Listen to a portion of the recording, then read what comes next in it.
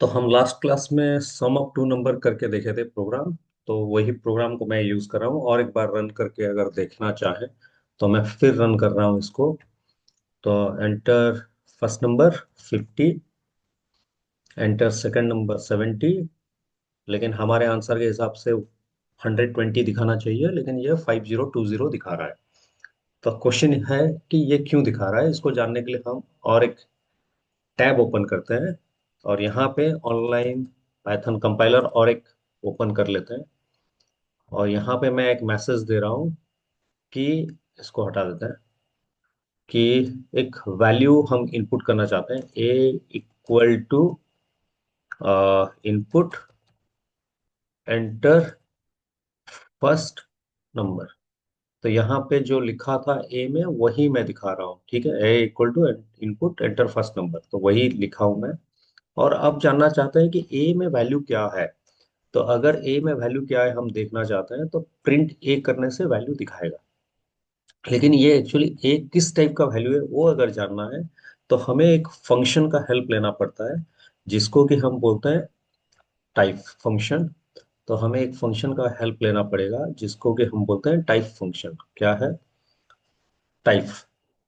तो ये एक फंक्शन है जिसको कि हमें यूज करना है। टाइप फंक्शन क्या करेगा? Display the type of value. ठीक है, किस टाइप का वैल्यू है ये बताएगा।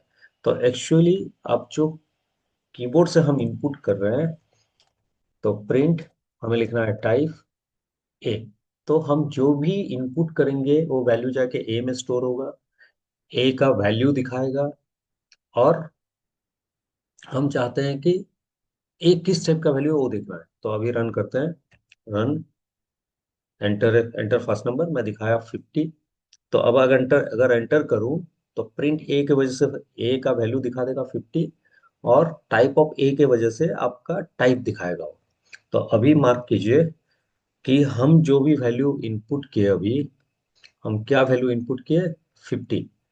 तो हम वैल्यू इनपुट किए 50, ये जाके कहाँ स्टोर हुआ?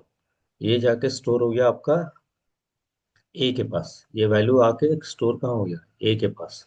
तो अभी ये ए में जो वैल्यू है वो वैल्यू यहाँ पे डिस्प्ले हो रहा है। ठीक है, लेकिन इस वजह से ये लाइन का मतलब क्या है? ये लाइन क्या कर रहा है? ये लाइन बोल रहा है कि आप जो वैल्यू प्रोवाइड कर रहे हो वो वैल्यू एक्चुअली स्ट्रिंग टाइप का है। वो वैल्यू एक्चुअली आपका स्ट्रिंग टाइप का है। ये वैल्यू आपका स्ट्रिंग टाइप का है। स्ट्रिंग मतलब टेक्स्ट टाइप का है। तो टेक्स्ट वैल्यू कभी भी ऐड नहीं कर सकता। तो हमारे अगर हम पिछले प्रोग्राम में जाएं, तो हमारा अगर ये प्रोग्राम में हम आए तो यहाँ पे जो वैल्यू हमारे पास है, ए का वैल्यू, ये किस टाइप का है? ये वैल्यू आपका स्ट्रिंग टाइप का है। ये वैल्यू आपका स्ट्रिंग टाइप का है।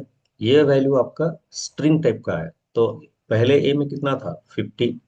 बी में कितना है? 70। तो ये दोनों किस टाइप के वैल्यूज हैं? ये दोनों आपके स्ट्रिंग टाइप के वैल्यूज है। ठीक है, ये दोनों आपके स्ट्रिंग टाइप के वैल्यूज है, या आप बोल सकते हो कि टेक्स्ट वैल्यूज है। लेकिन पाइथन प्रोग्रामिंग में हम टेक्स्ट को स्ट्रिंग बोलते हैं। तो ये दोनों वैल्यू स्ट्रिंग टाइप के हैं। तो अगर मैं इन दोनों को प्लस करूं तो ये दोनों कभी प्लस नहीं होते हैं, ये दोनों आपस में जुड़ जाते हैं। तो 5070। सो इसको बोलते हैं कॉनकाटिनेशन। कॉनकाटिनेशन। सो इसके लिए हम बोलते हैं, इसका रीजन क्या है? String values are never added, they are concatenated. Concatenated मतलब आपस में चिपक जाना। तो दोनों पास पास चिपक जाएंगे तो 50 के पास 70 आ गई। तो अगर मैं इन दोनों को 50 70 नहीं दे के मैं अगर और कुछ वैल्यू दे दूं, जैसे कि यहाँ पे एंटर फर्स्ट नंबर आया तो मैं यहाँ पे दे दिया x, और एंटर सेकंड नंबर तो यहाँ पे मैं दे दिया y। तो नंबर के बदले ये क्या ले रहा है? x और y ले रहा है। तो अगर मैं इन दोनों को डिस्प्ले करने के लिए ट्राई करूं तो ये दिखाएगा क्या? X Y. तो इसीलिए मैं बोला कि स्ट्रिंग वैल्यूज कभी भी ऐड नहीं होते, वो दोनों जुड़ जाते हैं। तो यही रीजन है कि हम 50-70 जब दिए, ये दोनों ऐड करने के बजाय क्या किए, जोड़ के हमें आंसर दिखा दिया। बट कभी ट्राई नहीं करना कि ये एक्स वाई वैल्यू देने का, क्योंकि एंटर फर्स्ट नंबर दिया है तो हमें नंबर देना चाहिए, एंटर सेकंड नंबर दिया है तो नंबर देना चाहिए। तो अभी इसको कैसे करें कि ये सही आंसर आएगा, तो मैं इसको पहले क्लीन कर दे रहा हूँ। तो अगर इनको सही आंसर आना चाहिए तो हमें ए का वैल्यू जो स्ट्रिंग है उसको पहले नंबर में कन्वर्ट करना होगा, और बी में जो वैल्यू है उसको भी नंबर में कन्वर्ट करना होगा। तो कन्वर्ट कैसे करें, तो यहाँ पे प्रिंट ए है, तो नेक्स्ट स्टेप में मैं आ गया। तो यहाँ पे मैं क्या कर रहा हूँ, इसको एक वेरिएबल में स्टोर कर दे रहा हूँ, और एक वेरिएबल एक्स इक्वल टू, तो हम लिखेंगे इंट। तो इंट का मतलब होता है इंटीजर, जो कि नंबर टाइप को इंडिकेट करता है। इसके बारे में नेक्स्ट वीडियो में बात करेंगे हम। तो इंट एक फंक्शन है जिसको कि मैं अगर ए लिखूं, तो ए में जो वैल्यू 50 है, किस टाइप का वैल्यू है, स्ट्रिंग टाइप का वैल्यू है। तो वो वैल्यू क्या होगा, अभी नंबर में कन्वर्ट हो जाएगा। और अगर हम प्रिंट एक्स करते हैं तो एक्स का वैल्यू दिखाएगा। और हम फिर प्रिंट टाइप एक्स करते हैं तो ये क्लास स्ट्रिंग जैसे लिखा हुआ है str, इस तरह ये क्लास कुछ लिखेगा, देखते हैं। तो पहले रन करता हूँ। तो पहले मैं वही 50 प्रोवाइड कर रहा हूँ। तो 50 प्रोवाइड करने पर वो क्या करेगा, ए में जाके स्टोर कर देगा वैल्यू को।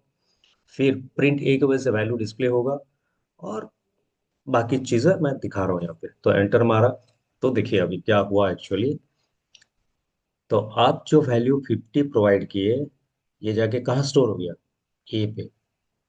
तो अब जब हम प्रिंट ए किए, तो ये ए को प्रिंट कर दिया।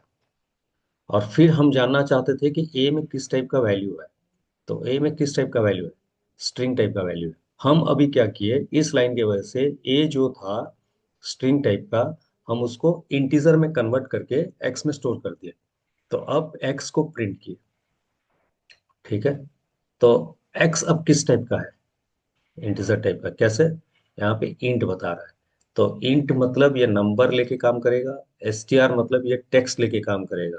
तो इंट नंबर पे हम क्या क्या ले सकते हैं, हम होल नंबर ले सकते हैं,